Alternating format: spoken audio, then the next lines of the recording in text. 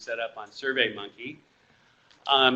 And what we want to talk about here is, for this last little bit of the discussion, the next half hour, 45 minutes or so, is trying to get a community consensus on some important next steps and opportunities. I think Andy just said it best. He said it's a critical mass issue. This is the critical mass. You guys are the critical mass here. And we have, I believe, more people than have ever come together before. Is that a fair statement? You know, who are interested in these two fascinating objects. We've heard some wonderful talks the last couple of days. And so, so the question is, you know, what should the next steps be? And I think that we can talk about the next steps. We can also talk about mechanisms to get them. I'm going to start with one suggestion, and that's that at Survey we host little groups called focus groups, and these are community-based groups. There's a number of people I'm looking around who were involved, and these Mihai Haranyi co-chairs one, for instance, based on FEST. Bill Farrell co-chairs one as well. And I wanted to suggest the idea that we at Survey could host the formation of a focus group on Phobos and Deimos, or some aspect of what we've heard in the last couple of days. So these are things where you would need to both lead them and have the community to support them. But what we do is provide infrastructure. We support meeting spaces. We support Adobe Connect sessions, things like that.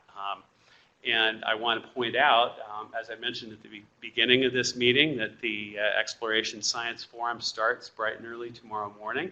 I hope a lot of you are going to come. If you want, if there's a consensus in this room, we could actually arrange for a focus group to be held tomorrow or Thursday. We'd be happy to set aside a room for you to do that, to continue these discussions. So I wanted to put that out there. And then I had a handful of other notes of other things that we could discuss in the next half hour, 45 minutes. Missions are clearly a big interest of ours, all of ours, and are clearly needed. There's a range of possible missions. I think that Carly said it well when she was talking yesterday about the 80-20 rule. I think there's opportunities potentially for very small missions that are secondaries for larger missions, and then going all the way up to New Frontiers class missions as well. I think there might be other opportunities. I think Mihai had a few ideas we were talking about earlier that you may choose to bring up for some non-traditional partners. And along with that, we had discussed the idea of the midterm update to the decadal, and do we as the Phobos Deimos community here, do we want to have a greater presence with that? You know, and then how do we do that through advocacy, white papers, etc.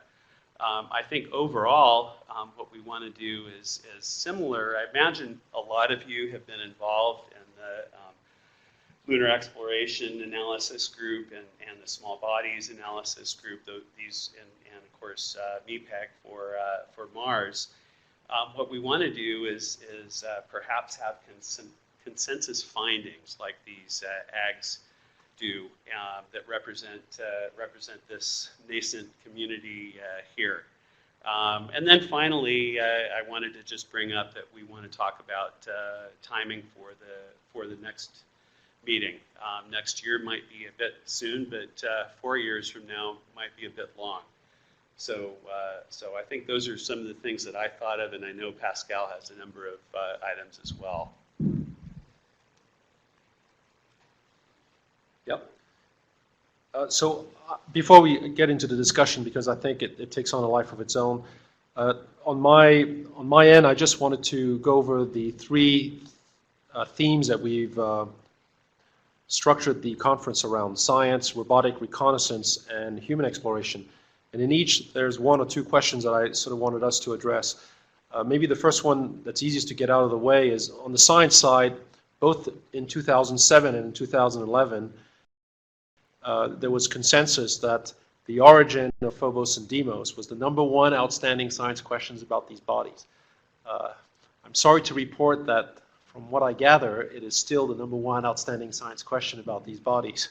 But I didn't want to presume that it was without sort of a quick show of hands. Do we agree that if you had to sort of distill this issue of what's the #1 science issue about Phobos and Deimos, it's really the question of their origin? I mean, one hand, okay. Okay. No, we're not, okay, so that's a good point. We're not voting on science. We're just trying to see if we can somehow agree that really this is there one outstanding issue that we can all agree is sort of permeating the whole motivation for exploring Phobos and Deimos, or should we be, is there more than that? Who agrees that the origin of Phobos is the #1 outstanding issue concerning Phobos and Deimos? Raise your hand if you think that. Okay. If you do not think that, raise your hand.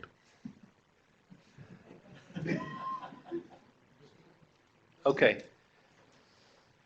So what is that question if it's not the origin that you have in mind?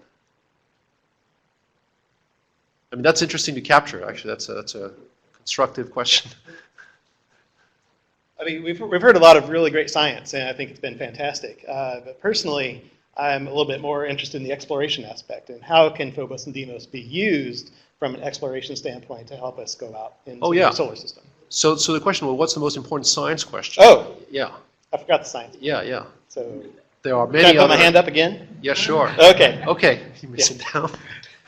Rest my case. Anybody else?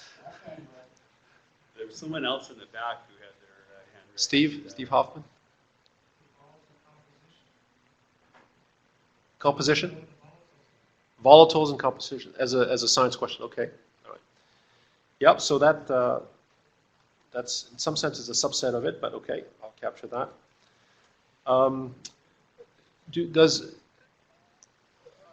Yep. Go ahead. Yeah, I want to stress attention to the Mars-Phobos systemic approach, not just Phobos, but the Mars-Phobos. System approach. Okay. If there's more input, we can welcome the comments so we can complete that further later. For the robotic reconnaissance, there were two quick questions. One was, given that JAXA's MMX mission and ESA's Phobos sample return mission are focused obviously on sample return, based on what you've heard regarding these two missions that are being planned, is there important science in your view that risks not getting addressed by these missions? And I can bring up, for example, one that struck me as sort of the dust environment. It wasn't clear, because for having worked on Padme and with Mihaly, my understanding is that you have to have a relatively high relative velocity against dust grains to really measure what they're made of and their concentration. Sample return missions don't seem to be having provisions for sort of high relative velocities relative to the dust in the Martian system. So it could be, for example, an important question that would be left out in those sample return missions.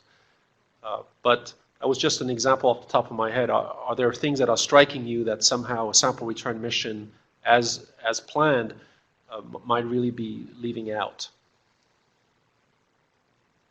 Yep, go ahead. Step up to the mic. I may be either missing something or just out of turn, but it seems that there's, with both MMX and Phobos sample return, there's not as much focus on plasma environment and electrostatics as perhaps a more space environment focused mission could capture. It's critical for exploration and analysis. Plasma physics, yeah. There doesn't seem to be as much about the interior composition. It's more about the surface. So that's maybe that. Thank you. Interior composition and structure, I'm going to add, right? Maybe, okay. Great.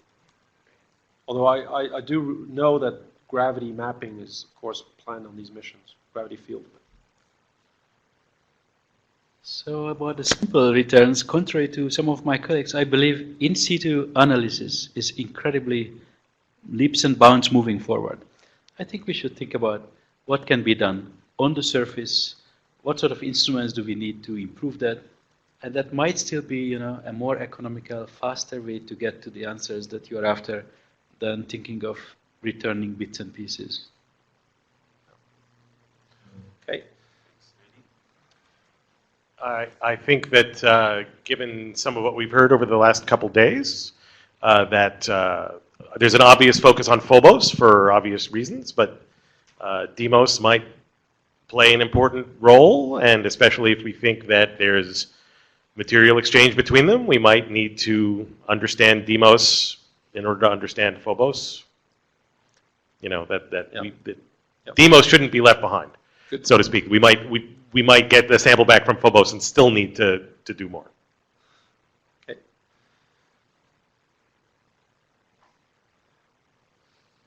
So I don't know if Masaki is still here. You are, okay. Are there any plans with MMX regarding Deimos?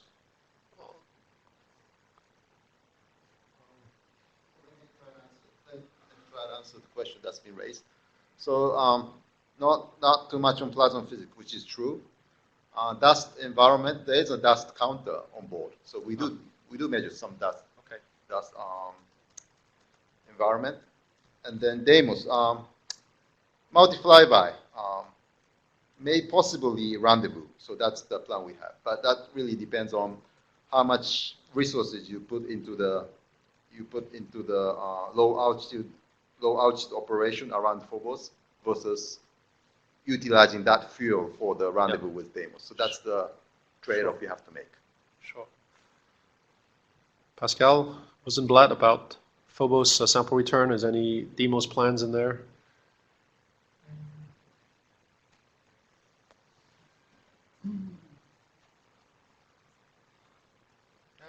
Yes, indeed.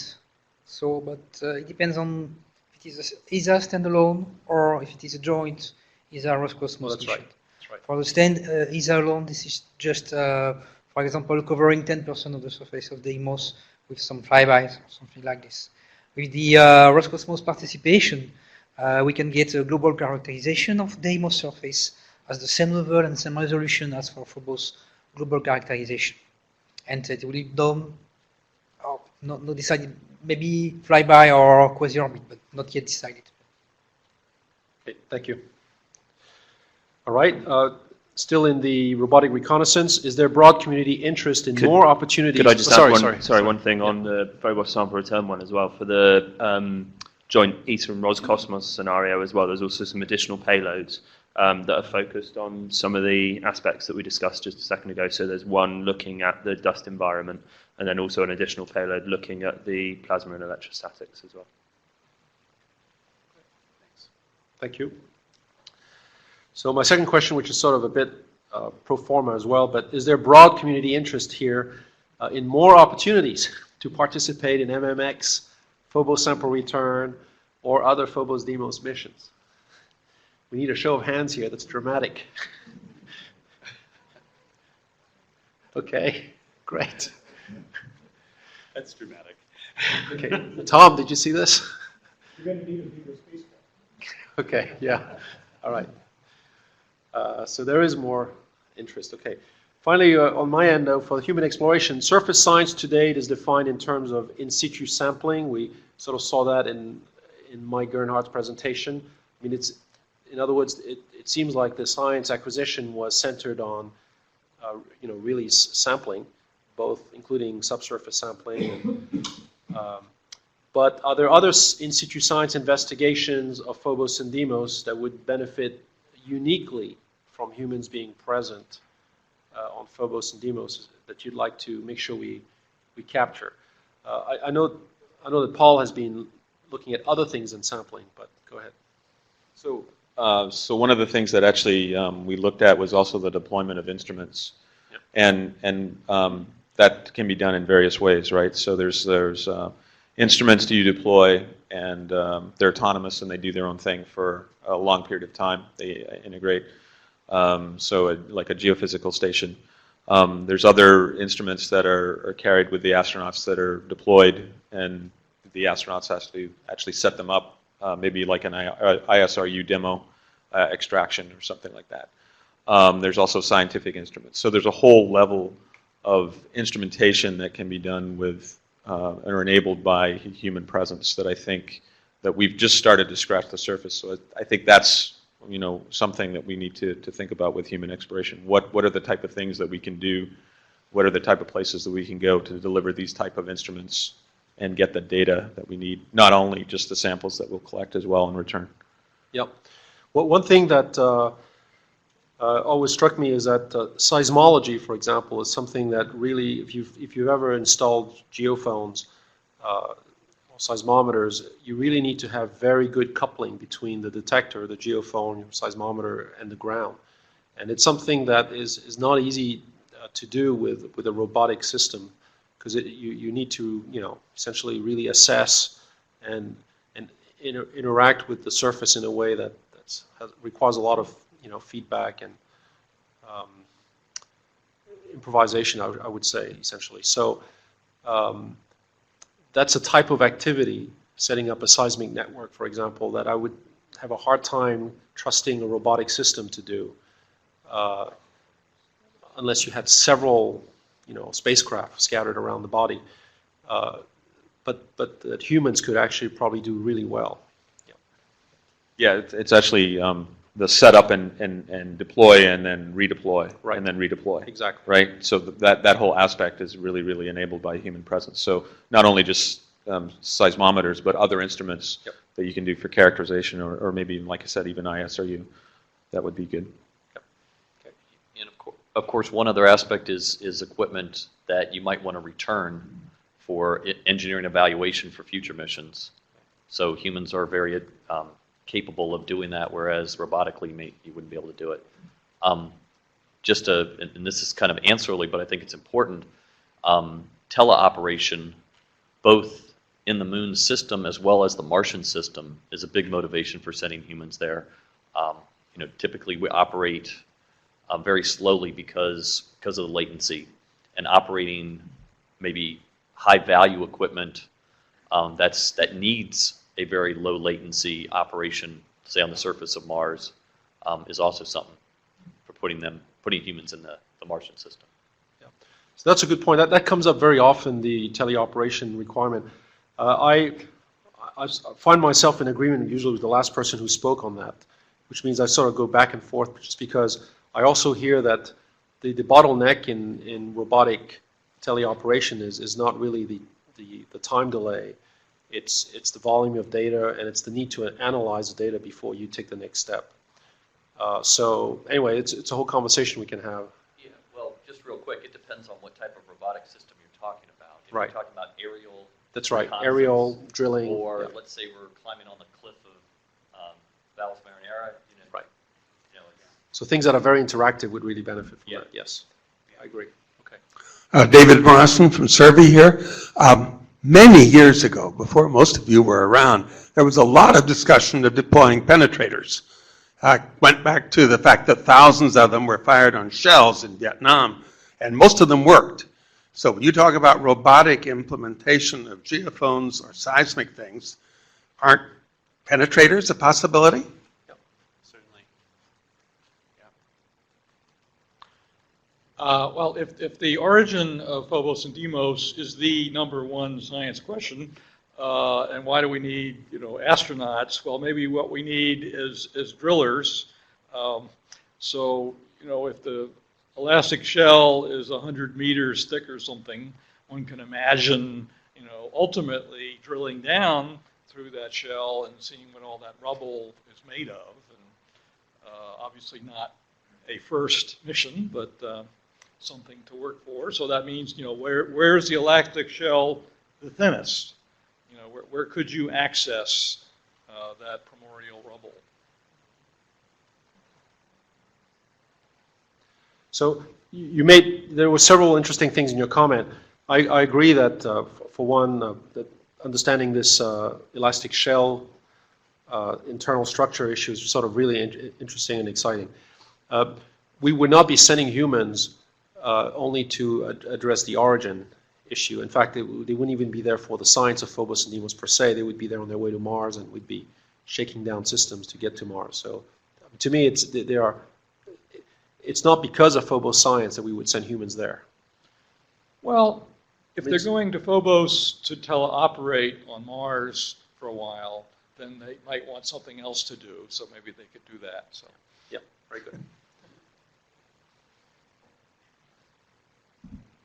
Hi, Ben Hockman, Stanford University. I just wanted to maybe take an intermediate perspective on enabling science on Phobos with humans, and that's coming at it from looking at what autonomy can offer the future of science. And I think judging by how automated systems have evolved on Earth applications and the typical technology infusion into space, I think autonomy is going to have a big role in the exploration of Phobos and Deimos. And I think when systems become autonomous on Earth, what you typically see is an intermediate step from where systems that were originally teleoperated directly with low latency, there's an intermediate step where maybe there's some degree of autonomy, but the human's still in the loop. So I think having human presence on Phobos and Deimos can offer faster technology maturation for those kinds of fully autonomous systems, so that in the future there can be fully autonomous robotic science objectives. And that includes things like, on the lower end, just getting to where you want to be in terms of mobility, but even decision-making type of autonomy. So having the assets make decisions about where to go and what to do on the surface. And I think the human presence in that system will be a good intermediary to achieving those technology goals. Very good. Sorry? Yeah, that sounds good. So I'd be interested in talking a little bit more about missions and seeing if we could get some ideas and consensus on that. And I want to throw out something that came out of a discussion that Mihai and Butler and I had. Would you like to share that, Mihai? I think this is kind of a general comment. It's just as well for the moon as Phobos and Deimos. Clearly there is a tremendous movement in our industry partners, somewhat independent of NASA. Of course, they are all relying on NASA to a large extent to make these missions real. And somehow we should make an honest-to-God real effort to offer science payloads, to see either through NASA to get, pay for it, or I don't know how to make this happen, but we are talking about this for years and years and years, and I have yet to see it, really happening. SpaceX, many other industry partners are serious. They are gung-ho, ready to go. I think we should embrace it and somehow find the channels to get the science done using these opportunities. Great, thank you. And so then the question becomes, what we're potentially looking at here are smaller payloads, smaller things, such as 3U, 6U, even 12U CubeSat type payloads. And I think that we can acknowledge these aren't going to answer all the questions that we have. Of course, this is not going to do the sort of thing that a New Frontiers mission would do, but would it do enough to make it worthwhile? Because it would be a lot less expensive. It would be going from the 80-20 rule that Carly was talking about to perhaps a 70-30 or 60-40 or something, I suppose, to continue that analogy. So, so I'd like to kind of put that out there for discussion. Are there targeted investigations where maybe one or two low mass, simple instruments could give you some important answers, both for human exploration and then for science as well?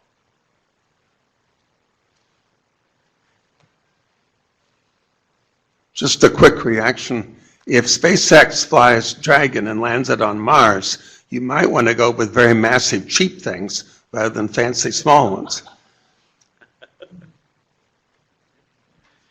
SpaceX, one of the elements of the conversation that we had earlier, we may actually end up going down there in the near term and talking with them. If we do and we find out that there's opportunities, we're going to share that. Our understanding is that there could be a couple of 100 kilograms of payload space that they might be willing to share, but this is secondhand. Please don't quote me on it. So we want to find out more.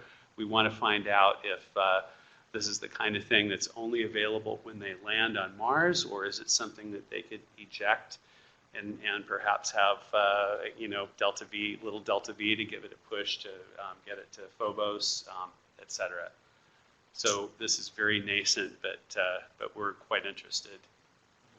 Well, speaking of small payloads, I've been a part of a team that for the past maybe 5 years have been studying a mobility approach for small bodies. This would be a landed system, and we're trying to take the approach of how do you do targeted science. So I can't speak as much to the science questions, but we've considered payloads such as APXS and microscopes, and the idea would be to highlight regions that are particularly interesting, regions that you want to specifically locate. It could be the spectrally different regions on the Phobos near the Stickney crater, for example. But after the past few years, we've really demonstrated to a sufficient TRL level that we could look to infuse at some point the ability to do this kind of targeted navigation. And I think it's a totally scalable concept depending on what science you want to do, from as much as 1U to 8 to 15U. It's about 20 centimeter cube. So this could be a relatively affordable way to do targeted science. And we're really looking for infusion opportunities, whether it be MMX or ARM or whatever mission. So the capabilities, I think, are really tailorable to whatever science we want to do. But I think the platform from a technology standpoint, piggybacking off of a lot of the interplanetary CubeSat systems that have been developed, is kind of at a point where infusion is possible. So, excellent. Thank you. So I'm Ryan Camacho. I'm from the University of Texas at Austin. I'm actually part of a group as well that's working on small CubeSat payloads. So what we're doing, we actually proposed a mission. It's a CubeSat that will do gravity mapping at Phobos. So you basically perform Grace and Grail at Phobos, obviously not to the as high a resolution, but basically, with the missions that are being proposed by JAXA and the ESA, it's almost like they're flying blind, not flying blind, but they're going to be going there without a good idea of a map before they get there. So our goal is really to provide kind of the science to fill that gap. So we're really working to, obviously it's very preliminary, very early on, but the goal is to fit in some type of margin on those missions, or earlier flagship missions, to fill that science gap. Definitely I imagine it would help to reduce the cost of those missions because it's less you would have to worry about.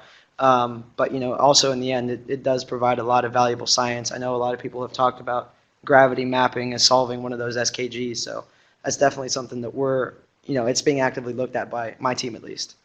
Is this a multiple CubeSat missions? I'm gathering like Grail and Grace. Exactly. So as it is right now, our current configuration is with two 12U CubeSats, but we've actually spoken with Mr. Pascal Rosenblatt, and he actually recommended we drop a third CubeSat because finding the absolute position of Phobos is going to be integral to getting a high-quality map, which is something that would really be taken care of if you had just a third CubeSat sitting on Phobos so you could get that positioning. So that's the idea that we've been, floating around. Okay, great, interesting. Thank you. Thank you. Oh, shameless plug. We actually do have a poster if anybody's interested in coming and checking it out.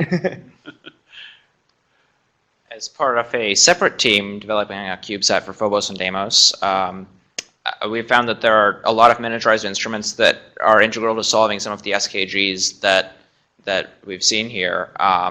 So the technology is definitely there to do this. It's just a matter of getting out and doing it, really. And so if I could ask you and the previous speaker, what are we talking about cost-wise? Well, and as exclusive, to my group, exclusive of the getting there cost. As to my group, we haven't gotten that far yet Okay. into cost analysis. Sure, I understand. So ours is utilizing a lot of commercial off-the-shelf parts. So obviously, integration of the different systems is going to be fairly, cost-inducive. But as far as just the spacecraft and the, getting basically the hardware, we found that it's a sub $2 million project for both CubeSats together. So, it is a fair amount of money on the scale of flagship missions, billion-dollar missions, though. It is kind of a drop in the bucket. So, but yeah, that's how, from a preliminary budget, not including obviously man hours to integrate everything, finding a certain flagship mission to be a part of, it's under $2 million. Wow. Thank you. I could jump on the CubeSat parade. This maybe, hopefully, is perhaps old news to most in this room, but there are, in the vein of interplanetary CubeSats, there are a number that are manifested for launches in 2018, including 13 on SLS, which are kind of trialing the concept of these very focused, single instrument-based science investigations. In this case, at the moon, in general, I know of at least 3 that are well represented in this room, including LunaMap, Lunar Flashlight, Lunar Ice Cube, that are all single instrument approaches. I think a UV spectrometer, a neutron detector, I forget what Flashlight's payload is, but the single payloads, single data point from those missions that perhaps would give some ground truth to what can be accomplished with a single CubeSat or multiple CubeSats and what those costs might look like exclusive of launch and transfer. Thank you. So we've heard from some of the engineers, I would guess, who are proposing these. Now, I'd like to hear from the scientists as well. Are these the sort of things, investigations that you'd like to see? Small targeted missions that could, for potentially a very low cost, answer one question, but maybe you could do a lot of them. Any thoughts? Dan, Carly, Andy? Yeah? Okay.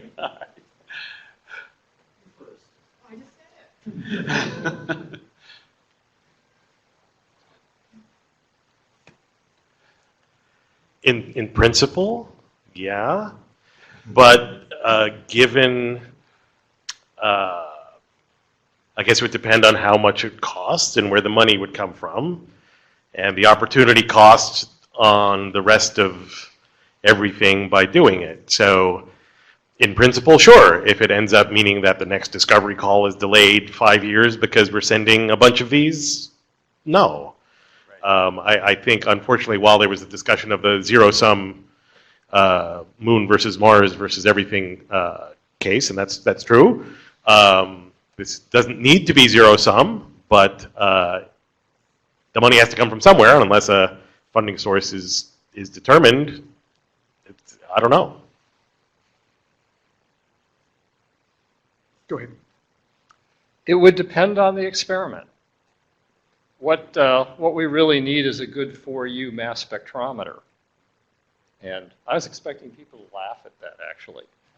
Because that's a pretty tall order. The critical thing that people have been talking about here is the origin of Phobos and Deimos. The piece of information I would really want to know is the mineralogy hydrated? And you're going to need something like a LIBS or a mass spec in order to tell that.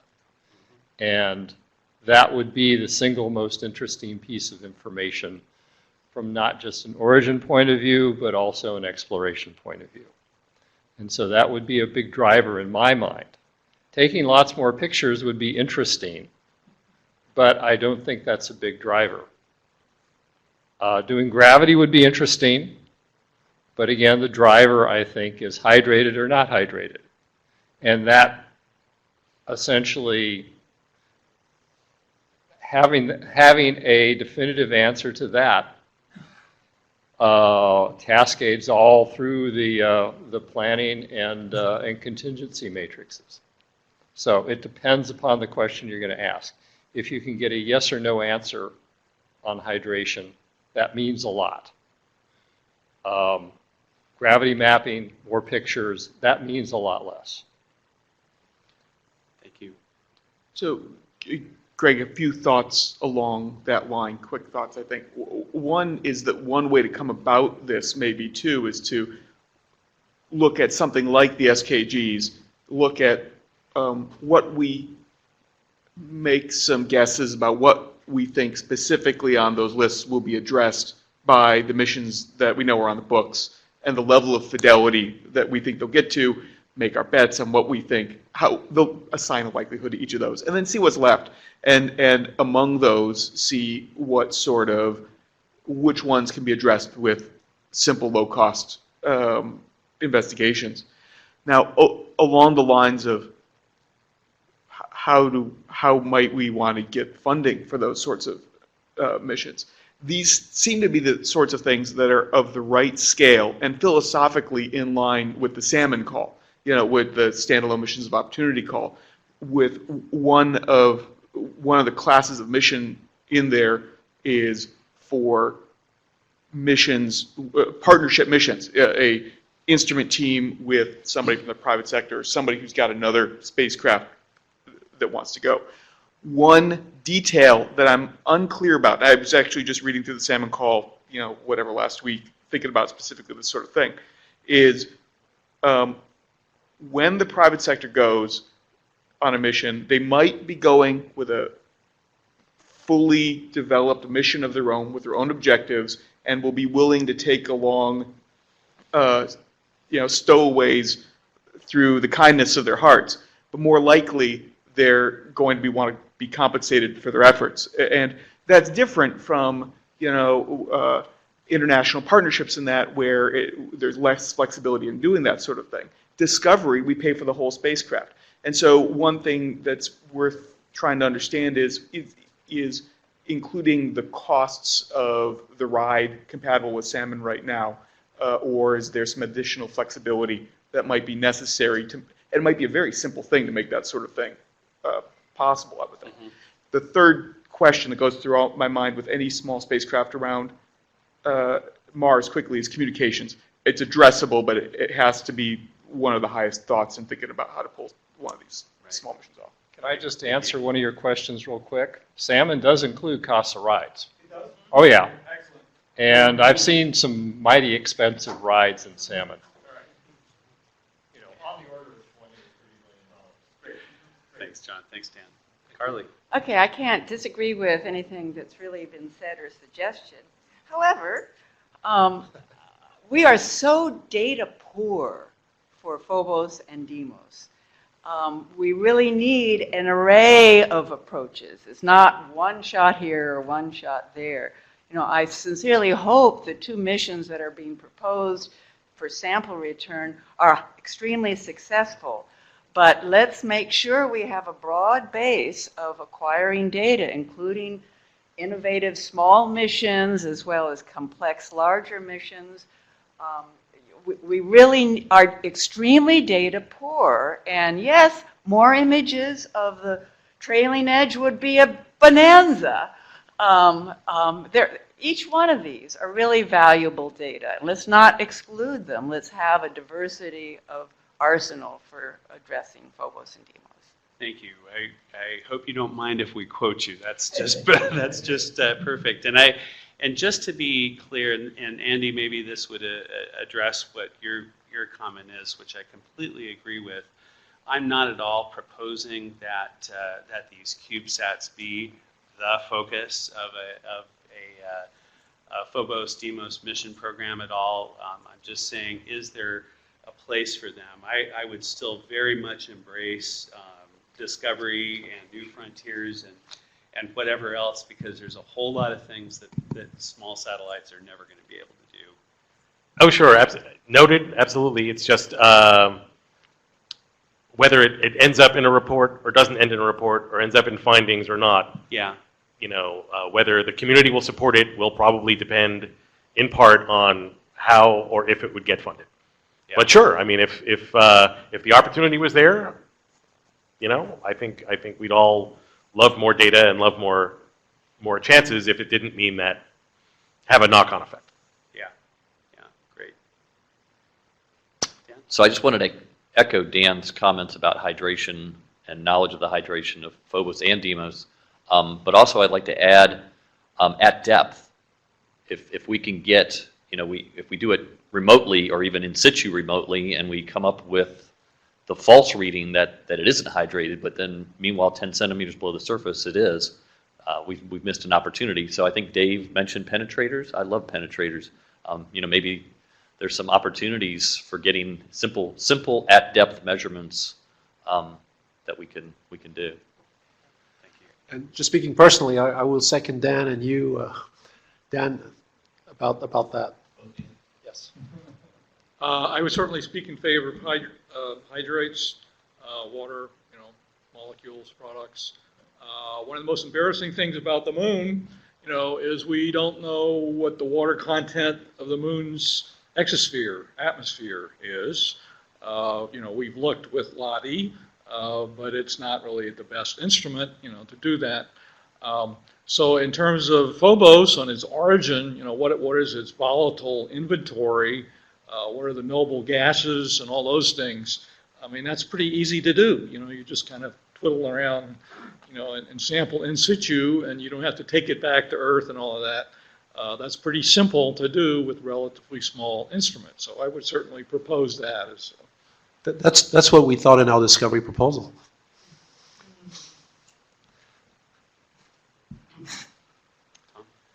Tom Statler, NASA headquarters.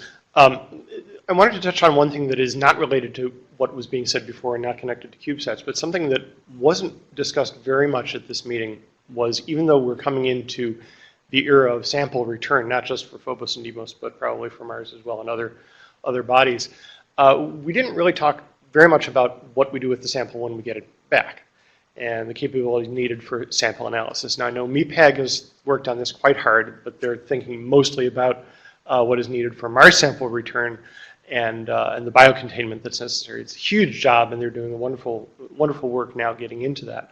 And SBAG has done some of this. But we're going to have a dozen years at least from now until the first sample from Phobos comes back, and in that time we should be asking, what are the critical laboratory capabilities that we will need to have 12 years from now? Some of them we've already got.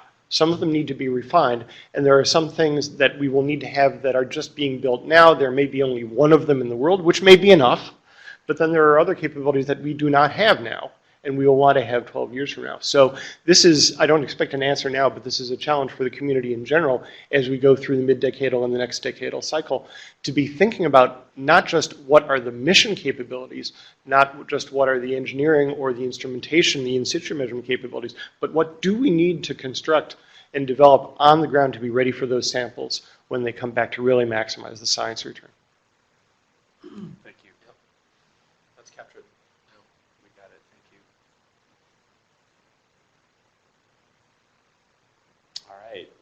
Any other comments? Time for final thoughts. Well, I just want to echo what Dan is saying, is that it's very important to get down into the regolith and get as true a picture of the actual mineralogy, and that might vary quite a bit in just a few tens of centimeters. So I guess we're starting to talk about a 16 or a 32U rather than a 4U. I don't know. It's, there's lots of clever people and lots of clever things to do with drills. So. Absolutely. Well, I want to say that we are attempting to capture everything that everyone is saying here. Both of us are taking notes. We aren't going to put anything up on the website without everyone being able to take a look at it first. So we will send this to you once we get it all organized sometime in the next few weeks, I suppose.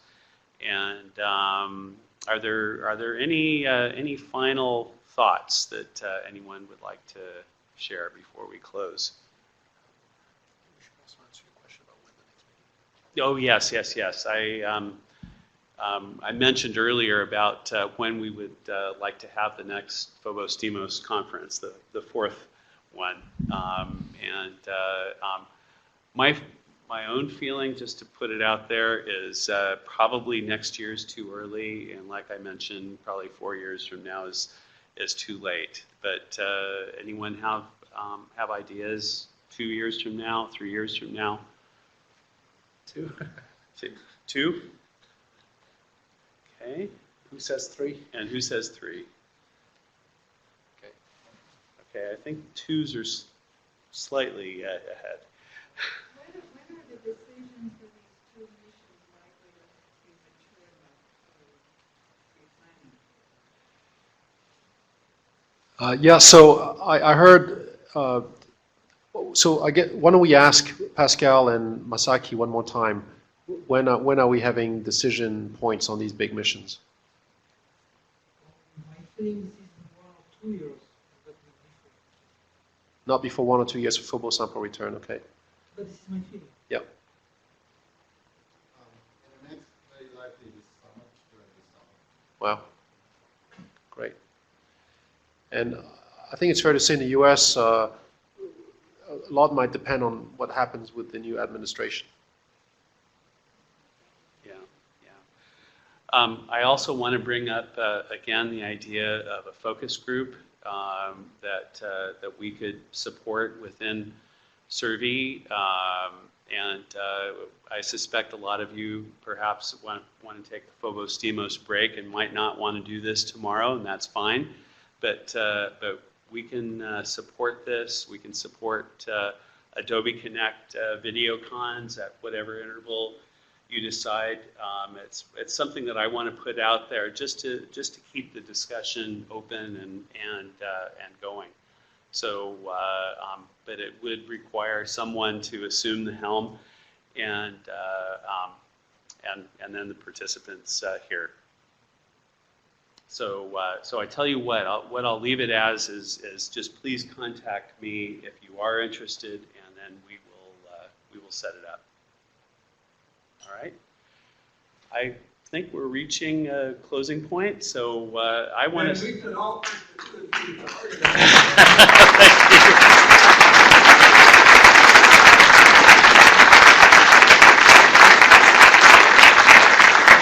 Thanks, David. Yeah, I think we want to thank all of you, of course, but also the team that was behind you, Greg, at the survey. That was really impressive. And at the Mars Institute, we had some students help out too. So thanks to everybody for your help. Yeah, can I ask Ashkan, Maria, and Ricky in the back there? Can you guys come out of your?